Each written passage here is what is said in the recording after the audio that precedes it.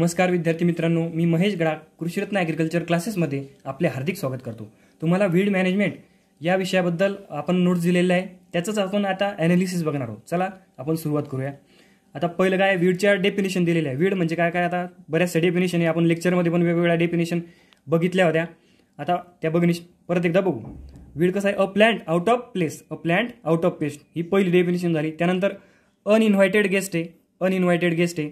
त्यानंतर weed is a plant where it is not wanted, weed is a plant where it is not wanted, ही एक महत्त्वाची definition आहे।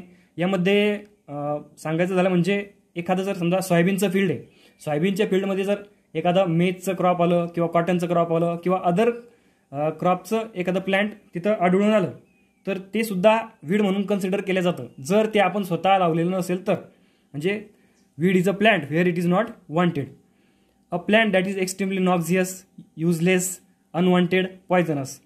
त्यानंतर शेवटचं आहे a plant with a negative value, यासारखे डेफिनेशन आपल्याला वीडच्या करता येतात। त्यानंतर प्रॉब्लेम ड्यू टू वीड, म्हणजे कोणकोणते असे प्रॉब्लेम आहे आपल्याला त्या वीडमुळे होतात। तर पहिला आहे लॉस इन यील्ड, सर्वात मेजर लॉस इन यील्ड। म्हणजे आता जे सोयाबीन, मेज, पोटॅटो, व्हेजिटेबल यासारखे जे क्रॉप आहे त्यात 30 to 40% यील्ड म्हणजे यील्ड लॉस आपल्याला होतो। त्यानंतर 20% इन सिरल्स, 20% इन सिरल। त्यानंतर नेक्स्ट जो हे प्रॉब्लेम आहे तो कोणता आहे, इंटरफरन्स। इंटरफरन्स म्हणजे वीड जे वेगवेगळे जे ऑपरेशन आपले सोईंग वगैरे यात अडथळा आणतं, हा एक त्याचा प्रॉब्लेम आहे। त्यानंतर loss of quality, loss of quality, वीडचे सीड आहे आर्जिमोने, ब्रॅसिका याचे जे सीड आहे ते जर एखाद्या फ्लोअरमध्ये म्हणजे आपल्या पिठामध्ये दळले गेले तर त्याचा एक फ्लोअरचा वेगळा वास येतो, एक म्हणजे त्याची क्वालिटी कशी होती, कमी होती। त्यानंतर harbour pest and diseases, alternative host of the pest, म्हणजे जेव्हा क्रॉप फील्डमध्ये नसेल तर तेव्हा जे वेगवेगळे इन्सेक्ट असतात, पेस्ट असतात किंवा डिसीजेसचे कॉझल ऑर्गॅनिझम असतात ते वीडचा अल्टरनेट होस्ट म्हणून यूज करतात। तर त्यामध्ये आपण बघू आता राईस, राईसचा जो स्टेम बोरर नावाचा इन्सेक्ट आहे त्याचा अल्टरनेट होस्ट कोणता आहे, इकायनोक्लोवा आणि पानिकम, हे दोन जे वीड आहे ते स्टेम बोरर ऑफ राईसचं अल्टरनेट होस्ट आहे। त्यानंतर व्हीटमध्ये ब्लॅक रस्ट नावाचा एक डिसीज आहे, त्याचा अल्टरनेट होस्ट कोणता आहे, ॲग्रोपायरॉन रिपेन्स। त्यानंतर पर मिलेटमध्ये एर्गॉट नावाचा डिसीज आहे, एर्गॉट महत्त्वाचा डिसीज आहे, त्याचा अल्टरनेट होस्ट कोणता आहे, सेंचरस सिलियारिस। ओके, सेंचरस सिलियारिस। त्यानंतर इफेक्ट ऑन ह्युमन हेल्थ, हा नेक्स्ट एक प्रॉब्लेम होतो वीडमुळं। काही वीड कसे असतात, पॉयझनस असतात, म्हणजे ते त्याच्या जर कॉन्टॅक्टमध्ये किंवा ते खाण्यात आले तर ते पॉयझनस होऊ शकतात किंवा काही वीडमुळं ॲलर्जी होऊ शकते ह्युमनला। म्हणजे आपण एक्झाम्पलसाठी आपलं काँग्रेस वीड घेऊ शकतो, त्यामुळे आपल्याला इचिंग होते। त्यानंतर ॲनिमल हेल्थ प्रॉब्लेमसुद्धा होतात। रोडोडेंड्रॉन स्पेसिस कोणती, sorghum halepense at its tillering stage is poisonous to grazing animal because it content hyprussic acid, hyprussic acid असते टिलरिंग स्टेजला यामध्ये, त्यामुळे हे पॉयझनस आहे। त्यानंतर नेक्स्ट जो डिसॲडव्हान्टेज किंवा प्रॉब्लेम आहे वीडचा तो म्हणजे प्रॉब्लेम ऑफ वॉटर कंटॅमिनेशन। माहिती आपल्याला वेगवेगळे जे वीड असतात ते वॉटरमध्ये ग्रो होतात, मग ते त्यामुळं त्याला एक वेगवेगळा ऑर्डर म्हणजे खराब असा दुर्गंध येतो आणि ते कसं असतं, unfit for drinking.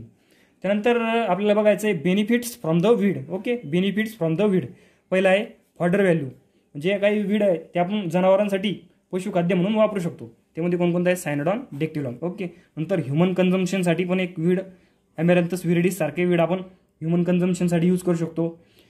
Green मॅन्युअरसाठी leguminosae फॅमिलीची जे वीड आहे ते आपण यूज करू शकतो। त्यानंतर मेडिसिनल व्हॅल्यू पण आहे वीडची, हा एक मेजर ॲडव्हान्टेज आहे वीडचा। त्यामध्ये आता ल्युकस ॲस्पेरा नावाचं जे वीड आहे ती use against snake bite, snake बाईटच्या अगेन्स्ट आपण यूज करू शकतो। त्यानंतर Argemone mexicana use against skin disorder. त्यानंतर Phyllanthus niruri use against jaundice आणि स्ट्रायगा अगेन्स्ट डायबिटिक्स पेशंट, म्हणजे ती डायबिटिक्स पेशंटच्या मेडिसिनमध्ये यूज करतात स्ट्रायगा। त्यानंतर नेक्स्ट टॉपिक आपला crop weed association. Okay, crop weed association, major factor contributing to crop weed association are similarities in climatic needs, म्हणजे काय काय त्याच्या सारखेपणा असतो, सीड साईज सारखी असू शकते, क्लायमेटिक नीड, नंतर सीड जर्मिनेशन, नंतर tillage need, cropping and harvesting practices हे सारखे असू शकतात। मग some of the weed always associated with specific crop, हे विचारलं जातं पेपरमध्ये, कोणत्या क्रॉपच्या असोसिएटेड कोणतं वीड आहे, म्हणजे some of the weed are always associated with specific crop. तर याचं एक्झाम्पल म्हणजे राईसमध्ये इकायनोक्लोवा कोलोनम, इकायनोक्लोवा क्रुझगिली हे नेहमी राईसच्या असोसिएटेड राहतं. म्हणजे राईस जेव्हा आपण फील्डमध्ये कल्टिवेट करू तेव्हा हे वीड येणार. त्यानंतर व्हीटमध्ये चेनोपोडियम अल्बम, फायलॅरिस मायनर. त्यानंतर नेक्स्ट मेजमध्ये इक्लिप्टा अल्बा, इकायनोक्लोवा कोलोनम हे वीड असोसिएटेड आहे मेजच्या. त्यानंतर बार्लीसाठी फायलॅरिस मायनर. ओके, फायलॅरिस मायनर व्हीटसाठी पण आहे आणि बार्लीसाठी पण आहे. त्यानंतर सॉर्गममध्ये स्ट्रायगा, नंतर ट्रायडेक्स पोकम्बस. त्यानंतर टोबॅकोमध्ये इम्पॉर्टंट म्हणजे ऑर्बनचे इंडिका, सायप्रस रोटंडस यासारखे वीड आपल्याला असोसिएटेड वीड म्हणून सांगता येईल. त्यानंतर एक critical period of crop weed competition. Okay, critical period of crop weed competition याची डेफिनेशन आपल्याला सांगतील. The critical period of crop weed competition can be define as shortest time span during the crop growth when weeding result in a highest economic return. म्हणजे हा असा time span आहे की या काळात जर आपण विडिंग केली तर जास्तीत जास्त उत्पन्न आपल्याला होऊ शकतं. ओके, तर मोस्ट ऑफ द क्रॉपसाठी किती येतो 30 days आफ्टर सोईंग. म्हणजे पहिले 30 दिवस जे आहे यामध्ये आपल्याला वीड फ्री कंडिशन क्रॉपमध्ये ठेवणं गरजेचं आहे. त्यानंतर सर्वात महत्त्वाचा टॉपिक म्हणजे यावर वारंवार प्रश्न विचारतात, क्लासिफिकेशन ऑफ वीड. आता क्लासिफिकेशन ऑफ वीडमध्ये पहिलं आहे base on origin. Okay, origin of weed.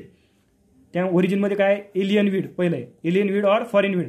म्हणजे हे दुसऱ्या देशातून आपल्याकडे आलेलं आहे, दुसऱ्या देशात ओरिजिन आहे, नंतर आपल्याकडे आलेलं आहे कोणत्या ना कोणत्या मीडियामधून.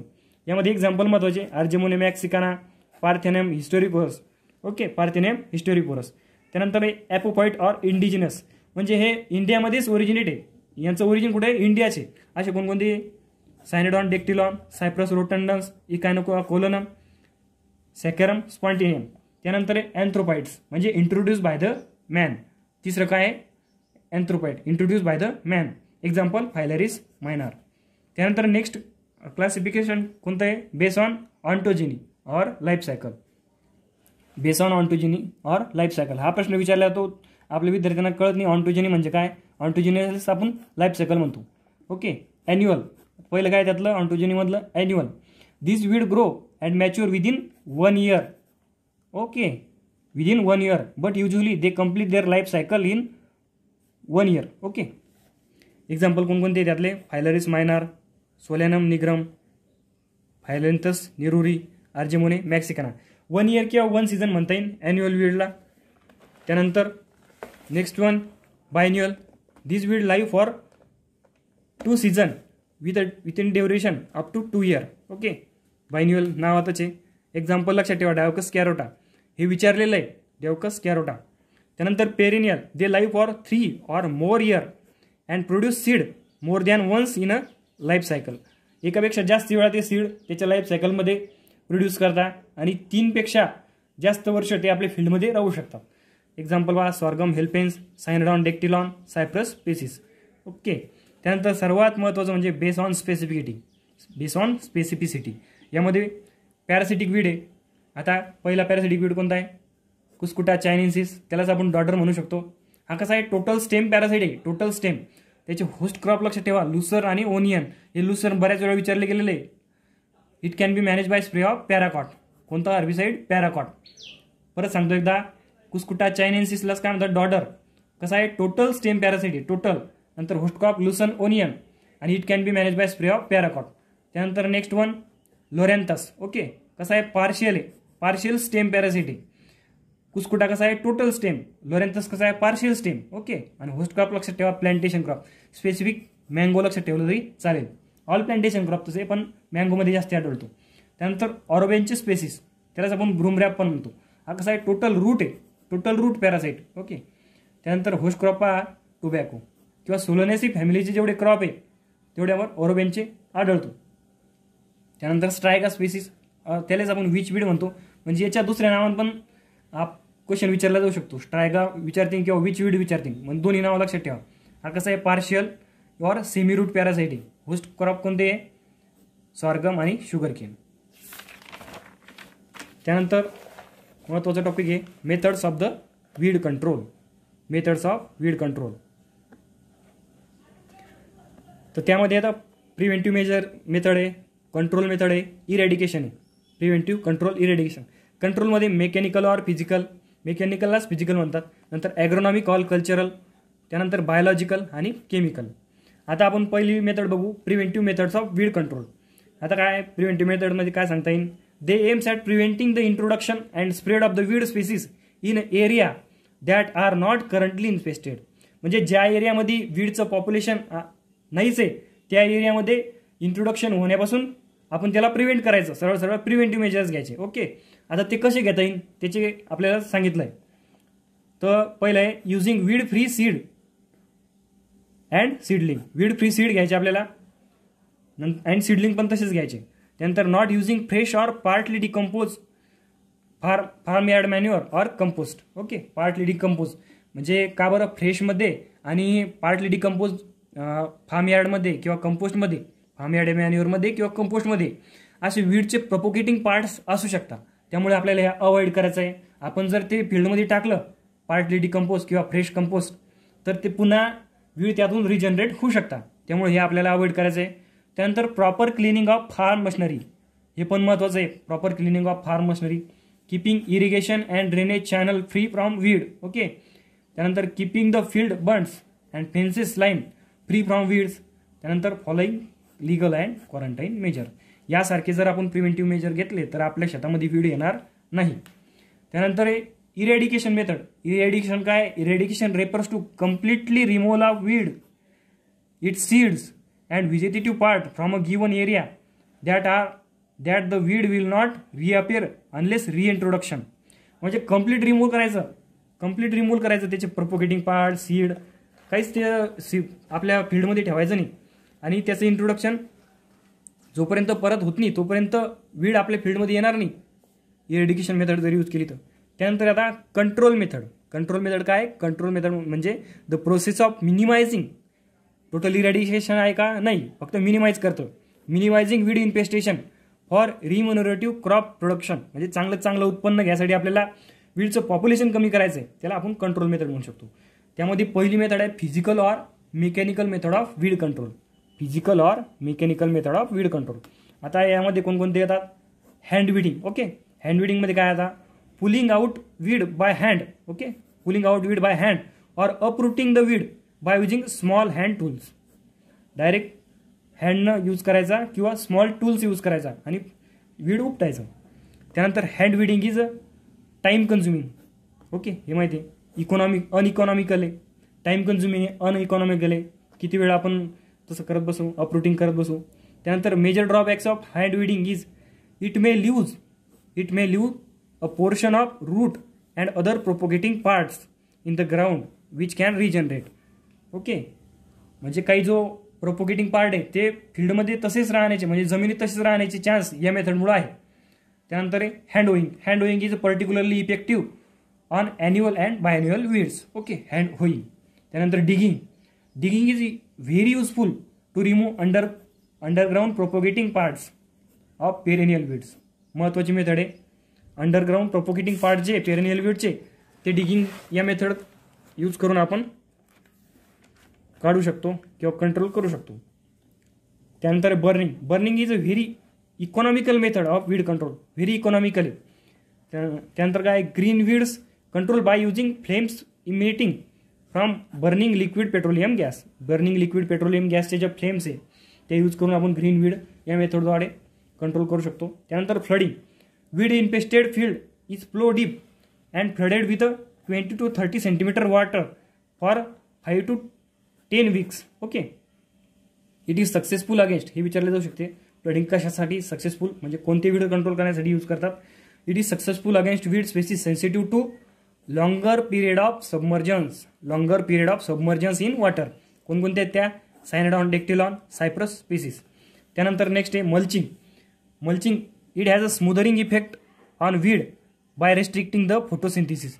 मल्चिंग केल्यावर काय होतं, फोटोसिंथिसिस म्हणजे त्याला लाईट भेटत नाही, त्यामुळे फोटोसिंथिसिस प्रोसेस काय होती, वीडची डिस्टर्ब होती आणि मग त्याच्यामुळे ते काय होतं, त्याला त्याचं स्वतःचं फूड तयार करता येत नाही आणि वीड मरून जातं सरळ.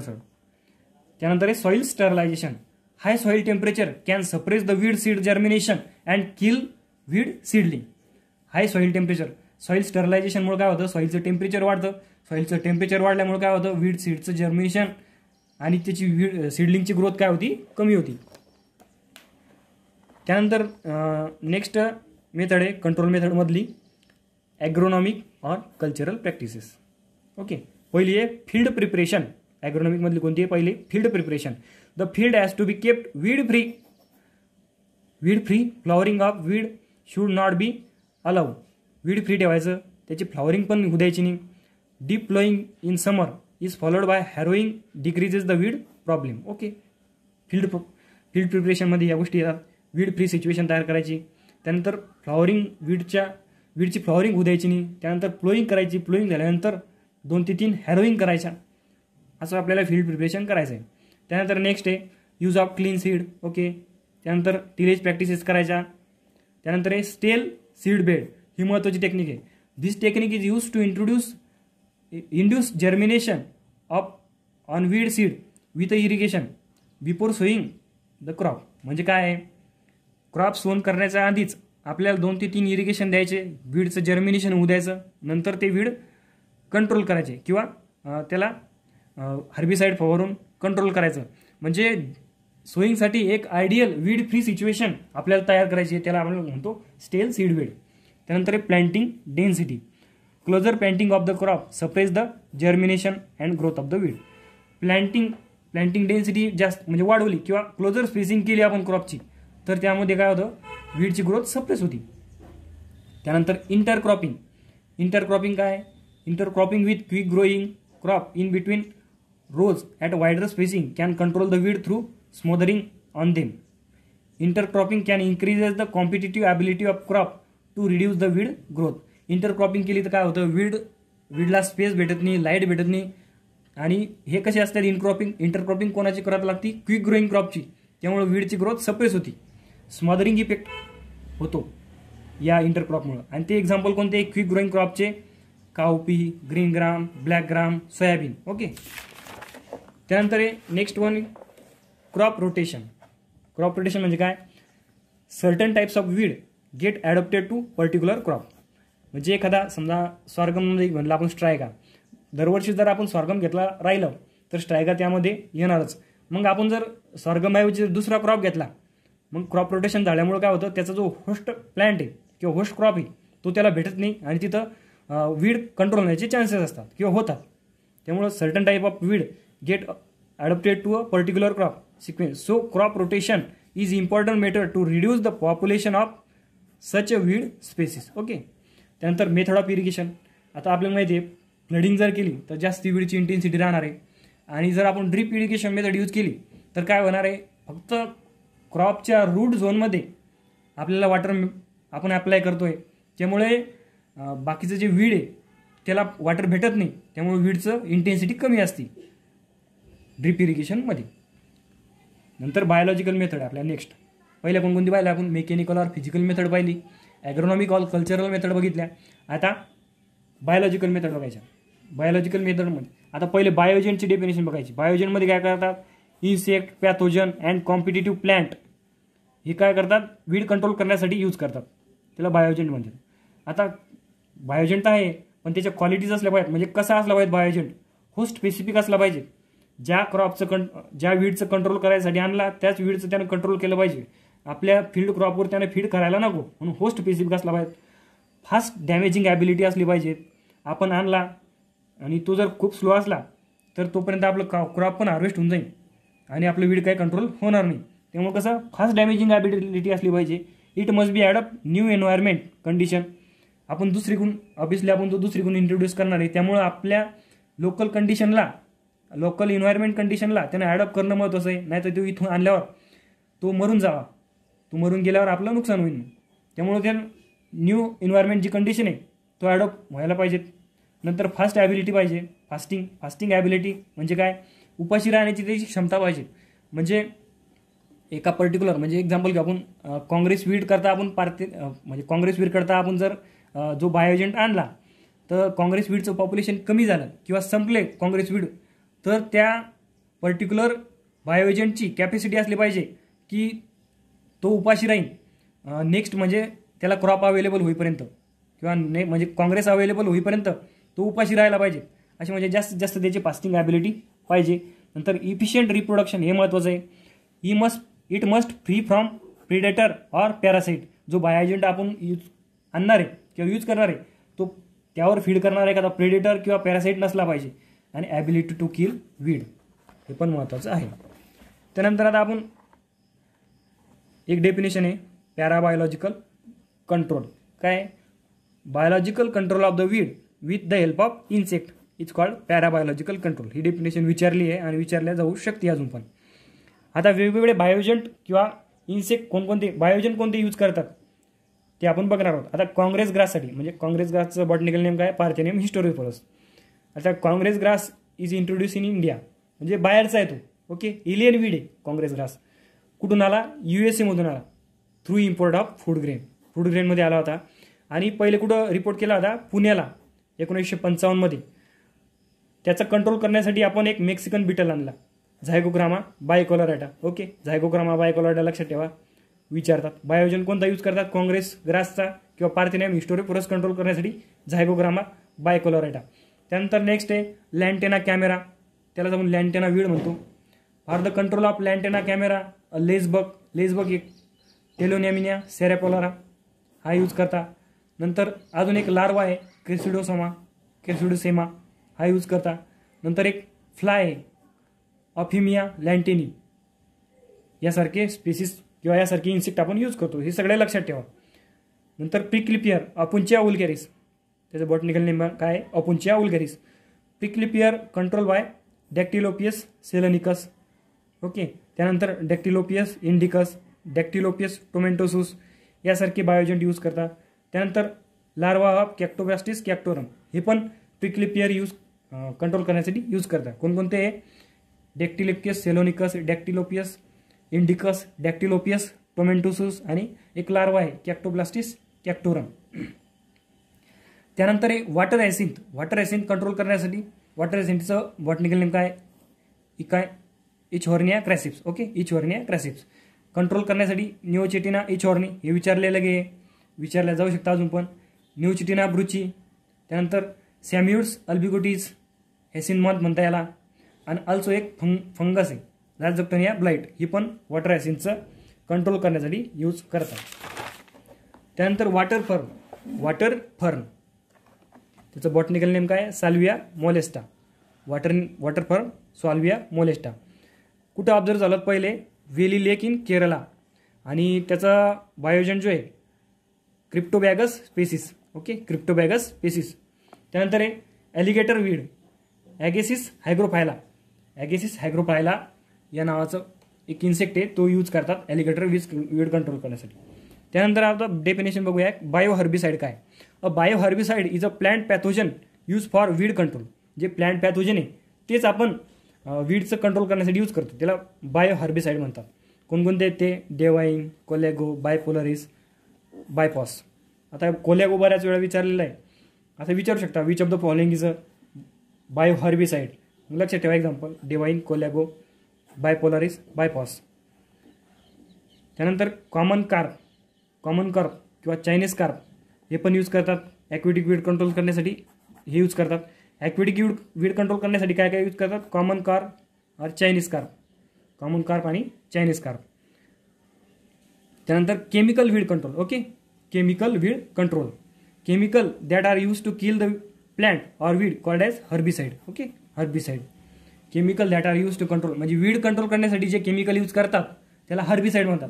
आता हर्बिसाइडचं क्लासिफिकेशन बघायचं आहे, याच्यावर बरेचसे क्वेश्चन विचारले जातात. आता base on selectivity. Okay, selective herbicide it that herbicide which kill only targeted plant or weed while crop are not affected. समजा सोयाबीनमध्ये आपण एखादा हर्बिसाइड फवारलं, ते फक्त त्यामधले जे तण आहे किंवा त्याला आपण वीड म्हणतो ते कंट्रोल करणार, जे आपल्या सोयाबीनला इफेक्ट करणार नाही.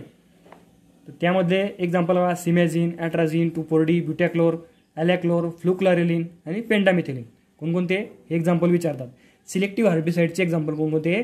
सिमॅझिन, ॲट्राझिन, 2,4-D, ब्युटॅक्लोर, ॲलॅक्लोर, फ्लुक्लॉरेलिन, पेंडामिथिलिन.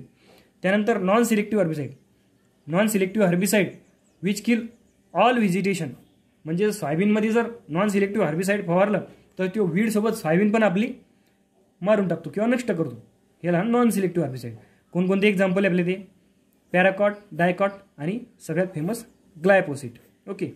त्यानंतर नेक्स्ट क्लासिफिकेशन आहे base on method of application. Herbicide जे ॲप्लिकेशनच्या मेथडनुसार कसे अप्लाय करतात त्यावर एक क्लासिफिकेशन आहे. आता soil applied herbicide. Herbicide applied on soil act through root and undergrowing parts. Okay. Undergrowing parts आणि रूट्स यामधून ते ते इफेक्ट करतं. एक्झाम्पल काय आहे? फ्लुक्लोरेलिन. ओके. त्यानंतर foliage active. Herbicide active only on foliage. म्हणजे फोलिएजवर अप्लाय केल्याशिवाय याचा इफेक्ट होत नाही. कोणकोणते एक्झाम्पल? ग्लायफोसेट आणि पॅराकॉट. त्यानंतर क्लासिफिकेशन बेस ऑन ट्रान्सलोकेशन. पहिले contact herbicide. Okay. Kill the plant part which come in direct contact. म्हणजे जे प्लांट डायरेक्ट कॉन्टॅक्टमध्ये आले तेवढेच एक हर्बिसाईड किल करणार आहे. यात कोणकोणते एक्झाम्पल आहे? डायकॉट आणि पॅराकॉट. ओके. डायकॉट आणि पॅराकॉट. काय बघितलं आपण? Contact herbicide. त्यानंतर आहे translocated herbicide. Okay. Translocated herbicide. Herbicide move from treated area of the weed to untreated area. म्हणजे जिथं अप्लाय केलं तिथून म्हणजे treated area to untreated area. Okay. Through xylem or phloem depending on nature of its molecule. Okay. त्यानंतर example काय त्याचं? ट्रान्सलोकेटरचं glyphosate. Example लक्षात ठेवा. आता का base on the time of application हे महत्त्वाचं आहे. पहिले प्री प्लॅन्ट ॲप्लिकेशन, त्याला PPI पण म्हणतात. म्हणजे before sowing or along with the sowing. Before sowing of crop or along with the sowing of crop. Example काय? ग्लायफोसेट आणि फ्लुक्लोरेलिन. प्री इमर्जन्स काय आता? Application of herbicide soon after sowing of the crop but before emergence of the weed. Before emergence. Okay. हां. Pre emergence. Example कोणकोणते? Atrazine, pendimethalin, butachlor, ह्युबेनकार्ब. नंतर post emergence application of herbicide after the emergence of weed and crop. म्हणजे after emergence of the weed and crop. Okay. Glyphosate, paraquat आणि 2,4-D. त्यानंतर herbicide and their trade names. हे पण पेपरमध्ये विचारले जातं. कॉमन नेम काय, ट्रेड नेम काय? तर कॉमन नेम बघूया. ॲलेक्लोरचं ट्रेड नेम काय आहे? लासो, क्रॉपस्टार, जज. ओके. लासो, क्रॉपस्टार, जज. त्यानंतर ॲट्राझिनचं काय आहे? ॲट्राट्रिक्स आणि गॅसापेक्स. त्यानंतर ब्युटॅक्लोरचं ट्रेड नेम काय आहे? मॅचेट. त्यानंतर क्लोडिनोफॅबचं ट्रेड नेम काय आहे? टोपिक. ओके. त्यानंतर डायकंबाचं ट्रेड नेम काय आहे? बॅन्युएल ट्रूपर. त्यानंतर डायकॉटचं ट्रेड नेम काय आहे? ॲक्वेसाईड. त्यानंतर डायुरॉनचं ट्रेड नेम काय आहे? कार्मेक्स. त्यानंतर महत्त्वाचं आहे फ्लुक्लोरेलिनचं बॅसलिन. हे विचारलं जातं. फ्लुक्लोरेलिनचं बॅसलिन हे लक्षात ठेवा. ग्लायफोसेट पण महत्त्वाचं आहे. Roundup, ranger. ओके. त्यानंतर इमेजोथायपर, परसूट, हॅमर. हे आपण सोयाबीनमध्ये यूज करतो परसूट. ओके. त्यानंतर मेटॅलोक्लोरचं काय ट्रेड नेम? ड्युएल. त्यानंतर आयसोप्रोट्युरॉनचं ट्रेड नेम काय? अरिएलॉन. नंतर ऑक्झिफ्लोरोपियनचं काय ट्रेड नेम? गोल. हे आपण ओनियनमध्ये यूज करतो. प्रश्न विचारले जातात किंवा विचारले पण गेलेलं आहे. गोल. ओनियनमध्ये कोणतं हर्बिसाईड यूज करता? तो गोल किंवा ऑक्झिफ्लोरोपियन. नंतर पॅराकॉटचं ट्रेड नेम काय आहे? ग्रॅमोक्झोन, विडॉल. नंतर पेंडामिथिलिन, स्टॉम्प. पेंडामिथिलिन हे पण महत्त्वाचं आहे. पेंडामिथिलिनचं ट्रेड नेम काय? स्टॉम्प. आणि प्रोपॅनिल काय आहे? प्रोपॅनिलचं काय आहे? Stam F34. ओके. त्यानंतर क्विझॅलोफॉपचं काय आहे? Targa super. त्यानंतर 2,4-Dचं काय आहे? विडार, विडमार, प्लॅन्ट गार्ड, हेमोक्झोन. ओके. त्यानंतर आपण रेफरन्स कोणकोणते यूज केले ते बघूया. Principle of agronomy SR Reddy. त्यानंतर प्रिन्सिपल ऑफ ॲग्रोनॉमी रेड्डी. त्यानंतर essential of agriculture Narayan Nagare.